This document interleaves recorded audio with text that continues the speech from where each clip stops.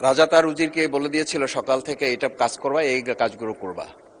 উজির বলেছিল যে আমাকে যে কাজগুলো বলেন কোনটা কখন গুরুত্বপূর্ণ কোনটা ছুটে যায় তার চেয়ে আপনি আমাকে একটা তালিকা করে দিলে ভালো হয়। একটা তালিকাও করে দিয়েছিল। তালিকা দেখে দেখে সে কাজ শুরুই করেছিল। হঠাৎ করে রাজার মনে হলো সে একবার শিকারে যাবে।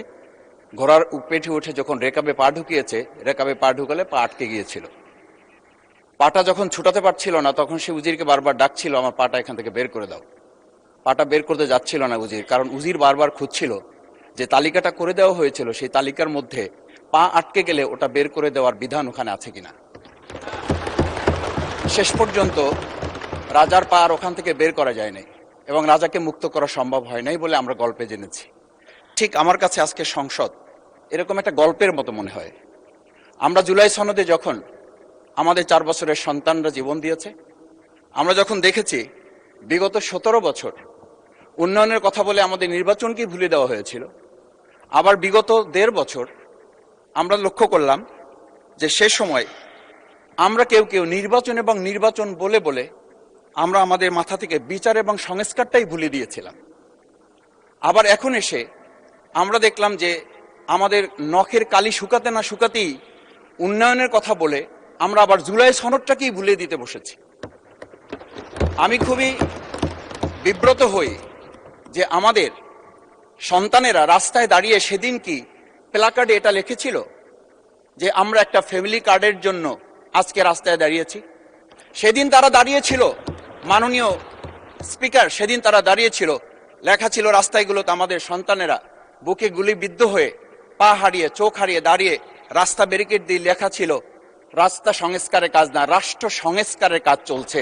আমরা যেন সংস্কারের কথাটা মাথায় নিতে পারছি না। আমরা সংস্কারের পরিবর্তে এখন আমরা সংশোধনের দিকে যাচ্ছি। আমরা তো এই সংশোধনীর জন্য আমাদের ছেলেরা, আমাদের তরুণ যুবকরা, আমাদের জনতারা কাজ করে নাই। আমি একটা কথা পরিষ্কার বলি, অ্যামেন্ডমেন্টের জন্য তো শেখ হাসিনাও সেদিন অফার করেছিল 24 ঘন্টা দরজা খোলা আছে, তোমরা সংশোধনের জন্য আসো। সেদিন এই ছাত্র জনতা সংশোধন মেনে নেয়নি, তারা সংস্কারের জন্য কথা বলতে চেয়েছিল। আজকে আমরা সংস্কারটা মাথায় নিতে পারছি না কেন? মাননীয় স্পিকার, আমি আর একটা কথা আপনাকে একটু স্মরণ করানোর জন্য বলছি। আমরা ছোট সময় আমি বাংলায় সাহিত্যে অনার্স করা, আজকে আমাকে আপনি স্নেহের সাথে মাসুদ বলে বলেছেন।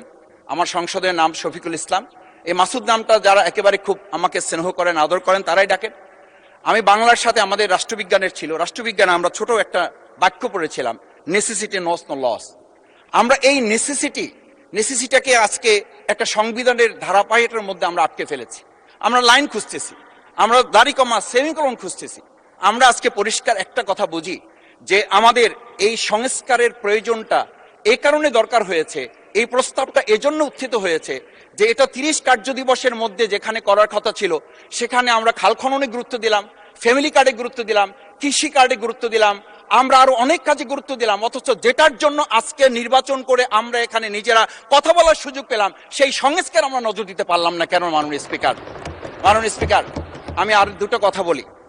আমরা আমাদের প্রিয় মাতৃভূমি বাংলাদেশ, এই বাংলাদেশের সামগ্রিক প্রয়োজনকে সামনে রেখে আমাদের একটা কথা মাঝে মধ্যেই বলতে হয় যে আমরা যখন এই রাষ্ট্র সংস্কারের কথা, আমাদের সংবিধানের ধারাগুলোর কথা বলি, আমাদের কাউকে আমরা এই কথা বলতে শুনি যে গণভোটে যে 4টা বিষয় উল্লেখ করা হয়েছে, আমাদের এই 70% লোকরা ভোট দিয়েছে, 51% সরকারি প্রতিনিধিত্ব করছেন।